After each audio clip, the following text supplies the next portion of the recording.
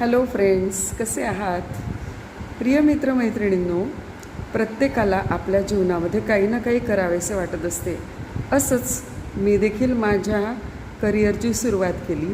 ज्यावेळेस माझं लग्न झालं आणि मी धुळ्याला आले तर 1 वर्ष मी घरी होते, पण त्यानंतर लगेचच मी उन्हाळ्यामध्ये माझा MSc या डिग्रीचा कागद घेऊन, मला कोणतीच धुळ्यातली शाळा माहिती नव्हती तरी मी एक शाळा फिरली आणि शेवटी एक नवजीवन स्कूल साक्री रोडला मला एक शाळा अशी मिळाली की तिथे मी त्यांना विचारलं की मी फक्त MSc आहे, माझं BEd नाही आहे, तर मला नोकरी मिळेल का? तर प्रिय मित्रमैत्रिणींनो, मला त्यांनी नोकरी दिली. पण त्यावेळेचा पगार 1995 साली मी घरी होते, 96च्या जूनमध्ये जॉबला लागले, ती फक्त 800 रुपये पगार.